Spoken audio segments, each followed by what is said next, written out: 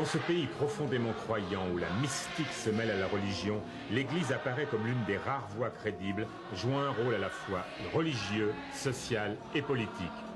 Si la hiérarchie fait preuve d'une certaine prudence, en revanche, nombre de jeunes prêtres s'engagent activement aux côtés des plus démunis.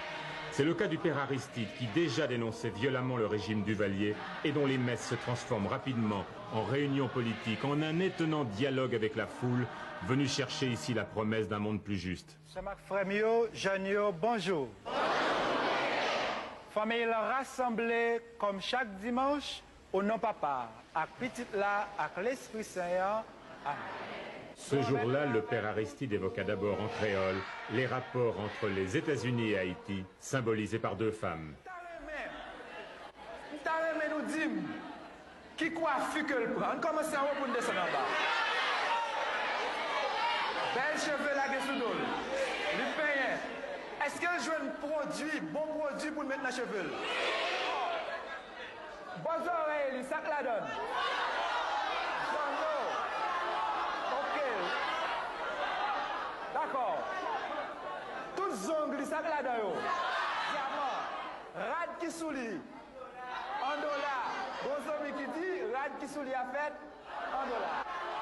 Ok. Béatrice pourra nous montrer nous rapidement comment Mrs. USA marche brodé.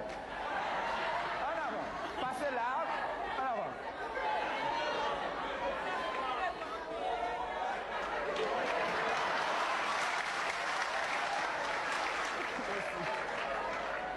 Bon.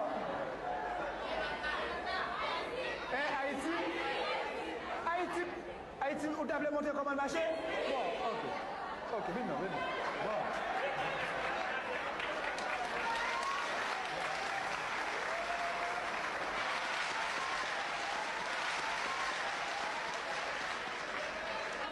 Ok.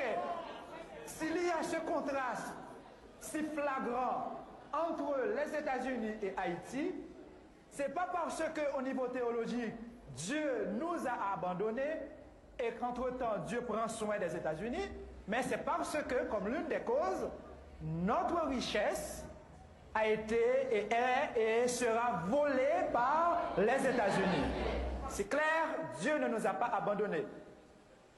De notre côté, il y a la misère.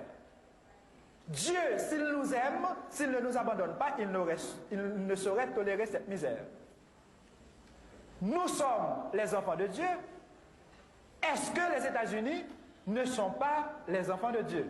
Oui. Si les États-Unis, eux aussi, sont des enfants de Dieu, est-ce que réellement les États-Unis nous aident? Ou au contraire, est-ce que les États-Unis se cachent derrière des aides pour nous exploiter encore davantage? Et nous pointons du doigt ceux que eux-mêmes ils appellent les aides pour dire à ces pays que nous comprenons le jeu et que nous ne sommes plus disposés à marcher à genoux pour quémander, mais à nous mettre debout pour réclamer justice et dénoncer ce que eux-mêmes ils appellent premièrement aide et ce que eux-mêmes ils appellent pays développés, car à nos yeux, beaucoup de ces pays, en commençant par les États-Unis, ce sont des pays sous-développés au niveau humain. Ce fut ensuite au tour de la Suisse d'être mise en cause. Qui ça n'est pas capable de dire dans la banque? Ça n'est pas capable de dire. Côté l'argent, nous, Alchita. Ah, notre argent va en Suisse. L'argent, genre, tout combat, elle vole, les criminels sanguinaires, Marco Di Valéry se volent. Dans qui banque Alchita? Ah.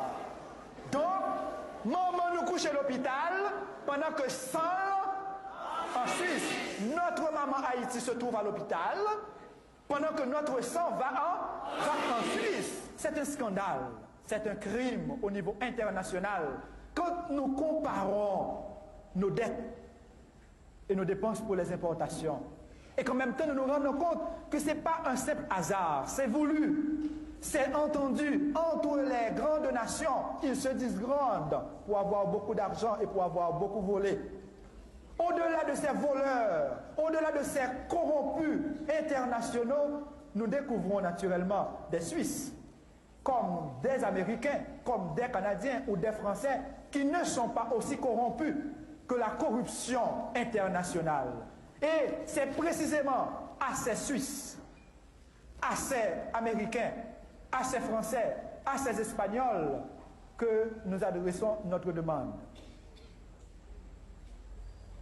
Nous leur demandons si vraiment ils reconnaissent avoir volé, si vraiment ils reconnaissent avoir volé à travers leurs compatriotes tout au long du processus de colonisation, si vraiment ils veulent dire à la face du monde entier qu'ils sont développés, qu'ils commencent à ne pas avoir pitié d'Haïti. Nous n'avons pas besoin de pitié, nous. Qu'ils commencent à ne pas avoir pitié de nous, mais à reconnaître le droit que nous avons, droit de récupérer un peu de ce qu'ils ont volé.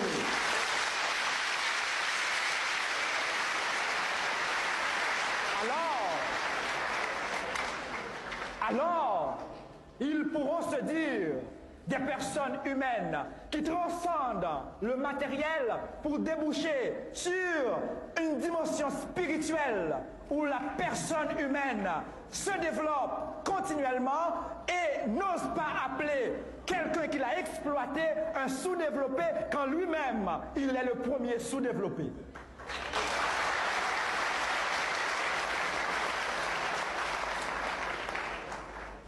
Que notre argent qui se trouve dans les banques suisses,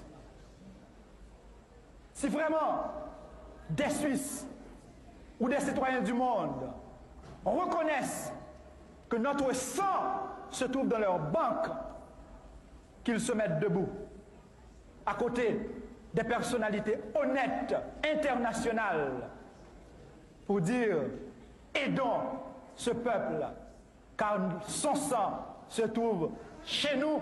Ça aurait été une honte internationale de laisser circuler dans nos veines le sang d'un pays appauvri.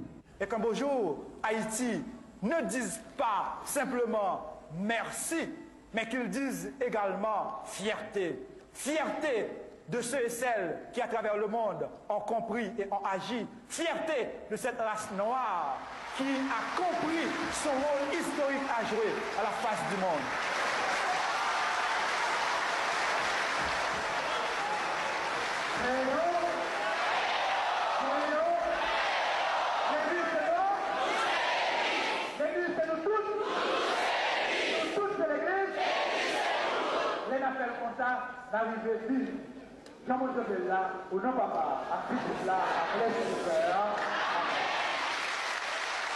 Père Aristide, les téléspectateurs ont certainement été frappés, comme nous, par le ton très vif de vos propos, par les critiques que vous tenez dans l'église dimanche. Et vous nous l'avez expliqué en parlant de l'immense attente du peuple haïtien, de son immense espoir, et que cela expliquait votre attitude. Alors, comment vous expliquez cet espoir, cette demande d'attente? Si le ton est vif, il traduit le courage du peuple haïtien de lutter pour une nouvelle Haïti. Si le ton est vif, il traduit la fierté du peuple de savoir qu'elle est exploitée, mais de continuer à lutter pour transformer les structures, pour opérer des changements fondamentaux au cœur du pays où, à partir de son courage et de sa fierté, il pourra instaurer un monde en Haïti. Autrement dit, en dépit de la mauvaise foi du gouvernement provisoire, en dépit de la corruption nationale et internationale, en dépit de ces structures monstrueuses qui exploitent le peuple, il sait qu'il pourra travailler pour changer, il sait qu'il finira par changer le pays. Voilà l'étoile de l'espérance qui brille aux yeux de l'Haïtien. Nous sourions, mais notre sourire n'est pas un sourire naïf, non. Ce sourire traduit la grandeur du peuple qui reconnaît ses limites, qui reconnaît son courage également. Naturellement, vous savez, il y a le gouvernement et ses alliés, américains et autres, qui s'opposent à ce changement. Mais s'ils s'exposent, ils s'opposent. Le gouvernement, en d'autres termes, s'oppose. En même temps, il s'expose, car le besoin du changement s'impose. Autrement dit, le gouvernement s'oppose et s'expose à une situation explosive. Voilà la réalité. Et si cet espoir était déçu en un mot? Eh bien, nous autres, après déception, nous allons encore de l'avant. déception ou pas, nous continuons à lutter. Au moins, nous aurons la fierté de mourir debout et ne pas mourir à genoux. C'est ça le peuple haïtien.